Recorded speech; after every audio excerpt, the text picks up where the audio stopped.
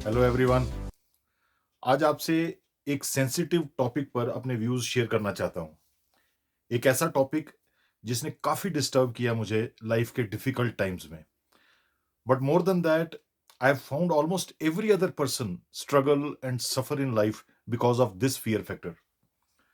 मैंने नोट किया, हर इंसान लाइफ में कम खुश है क्योंकि बिसाइड्स अदर रीजंस वो एक अनजान डर से डरा हुआ है।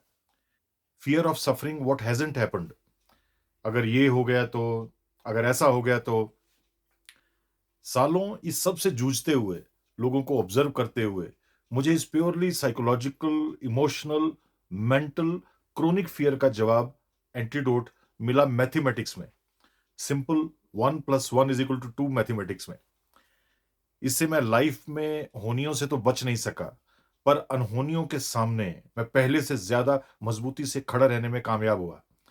और यही आज मैं अगले 10-15 मिनट में आपसे शेयर करना चाहता हूं। रीसेंट डेटा के मुताबिक हर साल पूरी दुनिया में on an average 6,238 aeroplane accidents होते हैं। छोटे बड़े एक्सीडेंट्स, इंसिडेंट्स।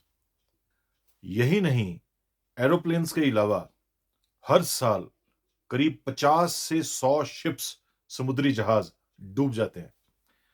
एक अनुमान के मुताबिक हर साल एवरेज करीब 80,000 सैनिक यानी सोल्जर्स वॉर्स या कन्फ्लिक्ट्स में मारे जाते हैं।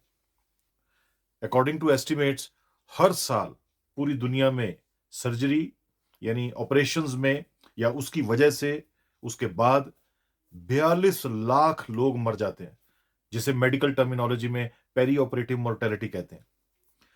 पूरी दुनिया में 5-10 नहीं, 100 नहीं, 1500 सक्रिय ज्वालामुखी हैं, एक्टिव वोल्केनोस, जिनमें 50-70 तो बिना बताए कभी भी एरप्ट हो जाते हैं, फट पड़ते हैं।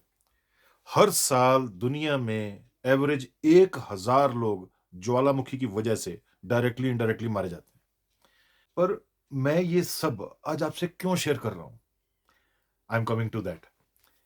एक बात बताइए, इस सब के बाद जो जो भी मैंने आपसे अभी शेयर किया, डेटा शेयर किया, उस सब के बावजूद क्या दुनिया में हवाई जहाज उड़ने बंद हो गए? लोगों ने एयर ट्रेवल करना बंद कर दिया? क्या समुद्री जहाज, कार्गो पैसेंजर शिप्स चलने बंद हो गए? लोगों ने उनमें सफर करना बंद कर दिया? क्या कैजुअलिटीज की वजह से लोगों ने फौज में भर्ती होना बंद कर दिया या फौज छोड़ दी? या वॉर्स में, कन्फ्लिक्ट्स में फौजियों ने डर डर कर जाना शुरू कर दिया? क्या डेथ्स की वजह से डॉक्टर्स ने ऑपरेशंस करने बंद कर दिए या मरीजों ने ऑपरेशंस करवाने बंद कर दिए? क्या ज्वालामुखियों के पास के सारे इलाके, शहर, कस्बे खाली हो गए? क्या वहां से सारी जनसंख्या चली गई? Obviously answer to all this is no. आज भी हवाई जहाज उड़ रहे हैं, शिप्स चल रहे हैं, फौज में नौजवान भर्ती हो रहे हैं, हॉस्पिटल में सर्जरी हो रही हैं। और तो और ज्वालामुखी के नीचे आसपास शहरों के शहर बसे हुए हैं, जैसे टोक्यो, जिसके पास माउंट फ्यूजी है। अमेरिका में माउंट रेनियर ज्वालामुखी के पास बसा सिएटल शहर है। इक्वाडोर का कैपिटल क्विटो, इंडोनेशिया का शहर योग्यकर्ता, इटली का मशहूर शहर नेपल्स, और कई एग्जाम्पल्स हैं।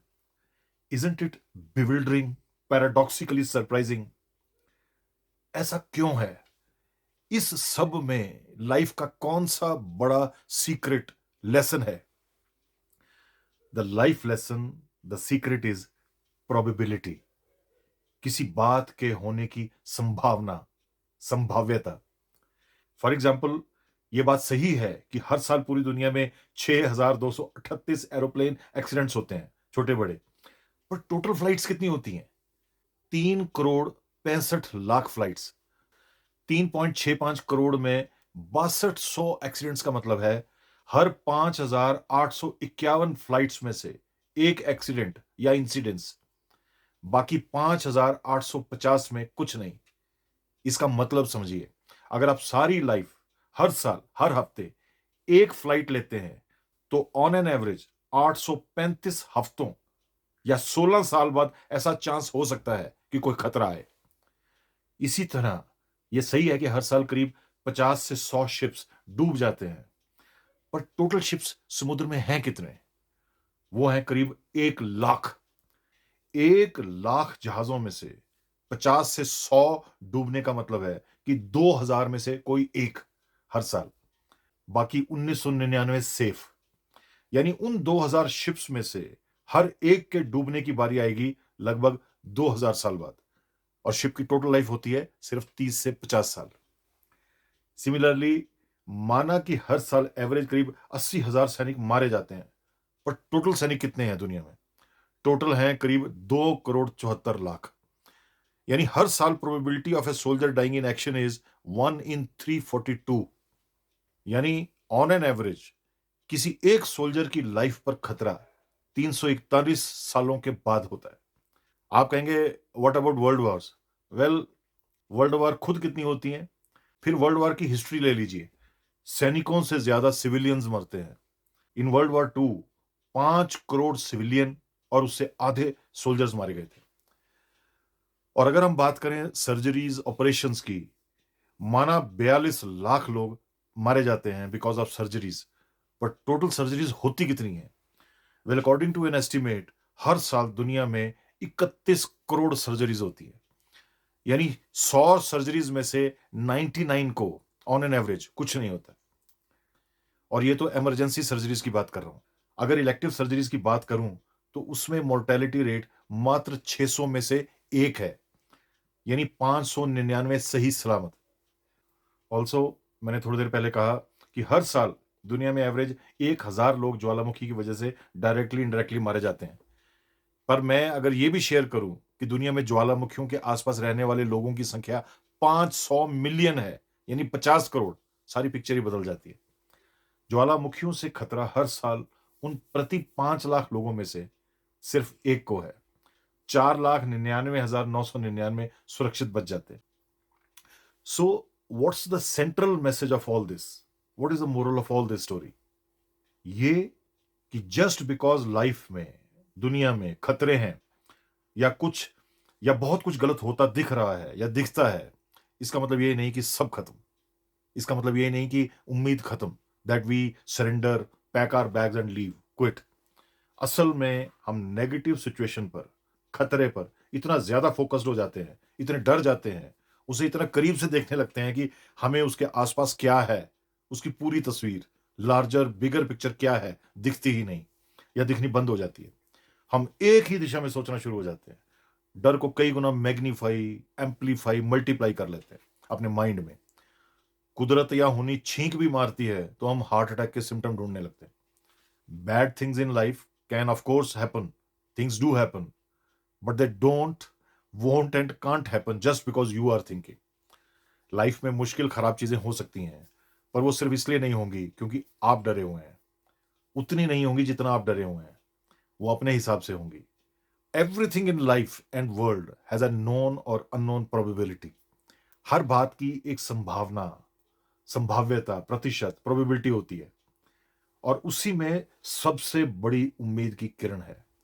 काले घने बादलों के पीछे सूरज छुप सकता है, खत्म नहीं हो सकता है। रात रात भर चलेगी, जरूर चलेगी, अच्छी लगे बुरी लगे, चलनी जरूरी भी होती है, पर रात रात के बाद नहीं चलती, सुबह ऑनवर्ड्स नहीं चलती। इसलिए जब भी लाइफ में कुछ बुरा हो, जो बहुत ज्यादा आपके कंट्रोल में ना हो, जो भी तुरंत कदम उठाने की जरूरत है उठाएं।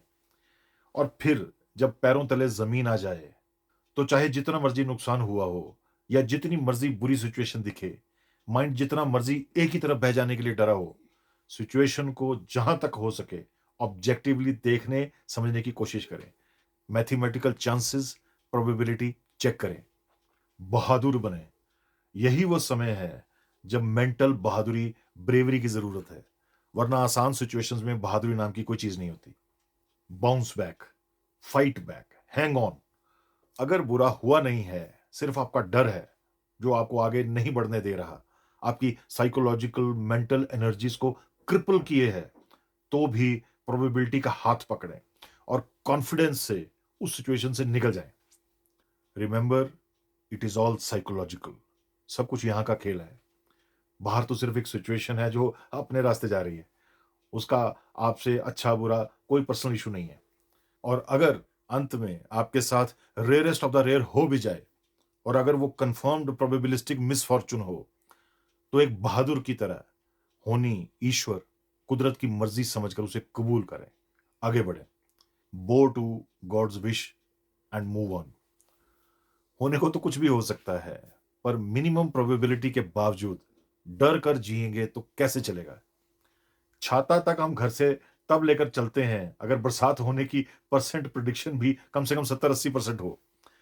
फिर ये तो जिंदगी है जो दोबारा पता नहीं मिलेगी नहीं मिलेगी। हमारे पास डरने के लिए कारणों की कोई कमी नहीं, अगर हमने डरने की ठान ही ली है। और हमारे पास बहादुर होने, ना डरने के भी रास्ते बहुत हैं, अगर हमने ठान लिया है कि डरेंगे पर खामखा नहीं। Think about it. Thank you for your time. God bless you.